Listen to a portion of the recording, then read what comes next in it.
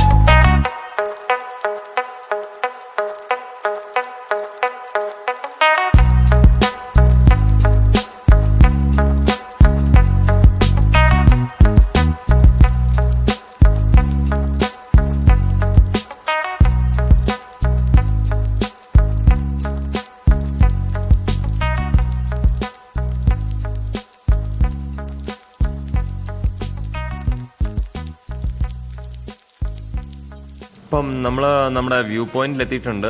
Kallimali view പോയിന്റിലാണ് എത്തിയിരിക്കുന്നത്.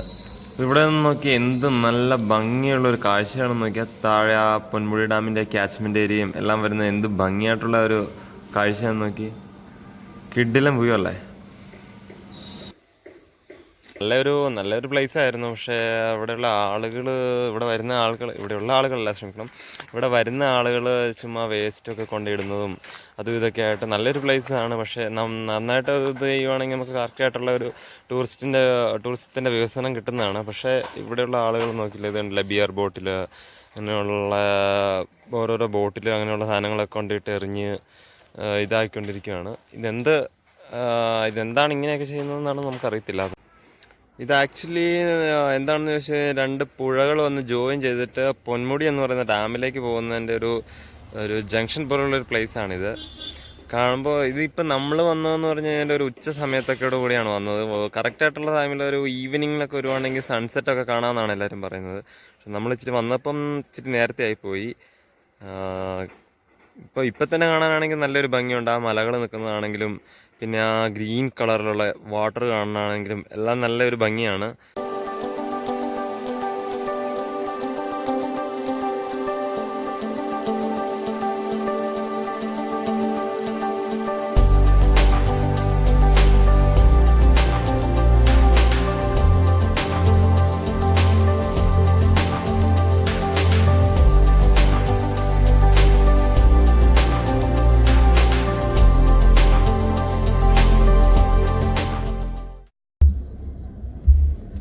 ഇത് വളരെ നല്ലൊരു നമുക്ക് കാണാനാണെങ്കിലുള്ള ഒരു നല്ല ആംബിയൻസ് കിട്ടുന്ന ഒരു സ്ഥലമാണ്.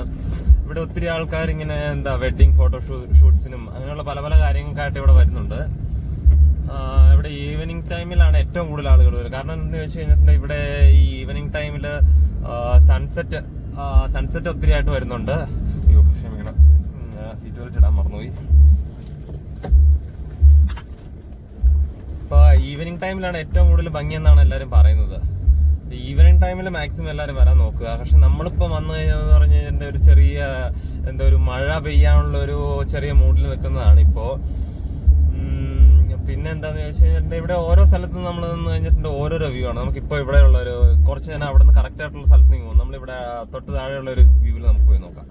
എന്താ ഇത് കണ്ടോ, ഇവിടെ നിന്ന് കഴിഞ്ഞിട്ട് നമുക്ക് കറക്റ്റ് ആയിട്ടുള്ള അതിൻ്റെ ഒരു വ്യൂ നമുക്ക് കിട്ടും. കറക്റ്റ് എത്രത്തോളം വികസിച്ച് കിടക്കുന്നു എന്നുള്ളതിൻ്റെ ആ കൈവഴികൾ രണ്ടും വന്ന് ചേരുന്ന പുഴകളുടെ കൈവഴികൾ വന്ന് ചേരുന്ന ആ സ്ഥലത്തിൻ്റെ കറക്റ്റുള്ള വ്യൂ നമുക്ക് കിട്ടും.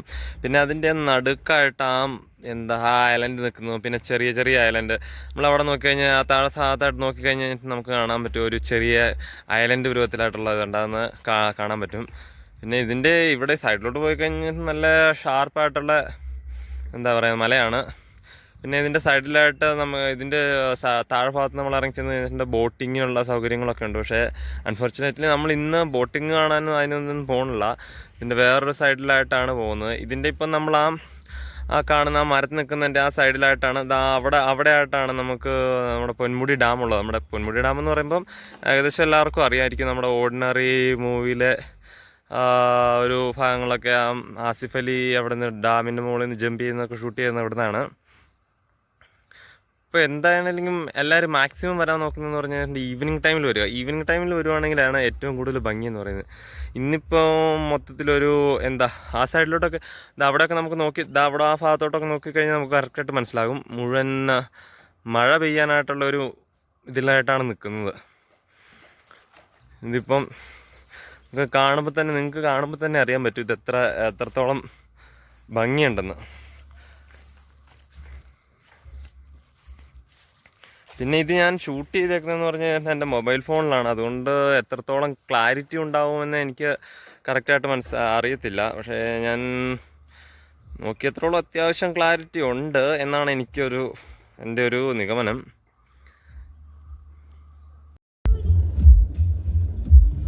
ഈ ഭാഗത്തു നിന്നുള്ള വ്യൂ നമുക്ക് ജസ്റ്റ് ഒന്ന് നോക്കിയേക്കാം.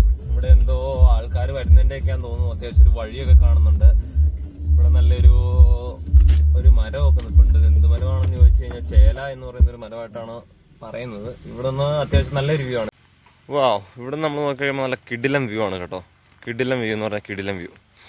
നമ്മുടെ മലയാളികളുടെ സ്വഭാവം എപ്പോഴാണെങ്കിലും എവിടെയാണെങ്കിലും കാണിക്കുന്നതിൻ്റെ ഒരു ഉദാഹരണമാണ് ഇതായി കാണുന്ന നോക്കുന്നത്. മുഴുവൻ വേസ്റ്റുകളും സാധനങ്ങളും ചിപ്സൊക്കെ കഴിച്ചേക്കുന്നതിൻ്റെ എല്ലാം എറിഞ്ഞിട്ടേക്കുമാണ്. പിന്നെ ഇവിടെയാണെങ്കിൽ ഈ പാറപ്പുറത്താണെങ്കിൽ ബിയർ ബോട്ടിൽസും എല്ലാം പൊട്ടിച്ചെറിഞ്ഞിട്ടിട്ടുണ്ട്. എന്താണേലും നമ്മൾ ഇവിടെ നിന്ന് നോക്കി കഴിയുമ്പോഴാണ് അതിൻ്റെ ആ വ്യൂ കറക്റ്റായിട്ട് നമുക്ക് കിട്ടുന്നത്.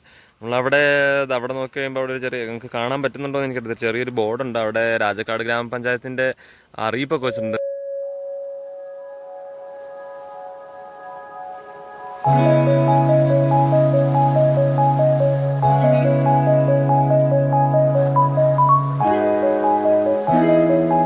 ആ കാണുന്നതാണ് ബോട്ടിങ്ങിന് ചെറുതായിട്ട് ബോട്ടിങ് ചെയ്യുന്നതിൻ്റെ ഉള്ള ഭാഗങ്ങളാണ് കാണുന്നത്.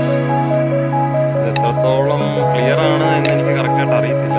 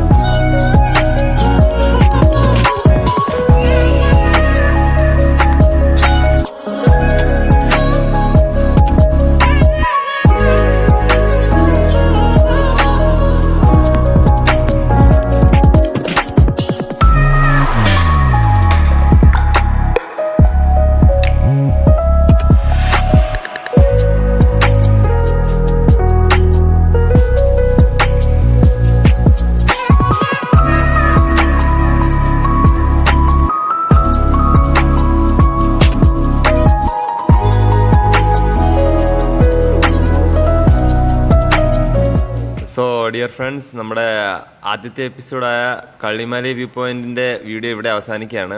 അപ്പോൾ എല്ലാവർക്കും ഇഷ്ടപ്പെട്ടോ ഇല്ലയോ എന്നൊന്നും അറിയത്തില്ല. കാരണം ഇതെൻ്റെ ആദ്യത്തെ വീഡിയോ ആണ് ഞാൻ ചെയ്യുന്നത്. അപ്പോൾ എങ്ങനെയാണ് എൻ്റെ സംസാരം കറക്റ്റാണോ, എൻ്റെ വീഡിയോഗ്രാഫി കറക്റ്റാണോ, എങ്ങനെയാണെന്ന് എനിക്ക് കറക്റ്റായിട്ട് അറിയത്തില്ല. സോ അപ്പോൾ അടുത്ത തവണ ഇതിലും ബെറ്ററായിട്ട് ചെയ്യാൻ മാക്സിമം ട്രൈ ചെയ്യുന്നതാണ്. അപ്പോൾ അതുവരെ എല്ലാവർക്കും ബൈ ബൈ. അപ്പോൾ ആരും മറക്കാതെ സബ്സ്ക്രൈബ് ചെയ്യണേ.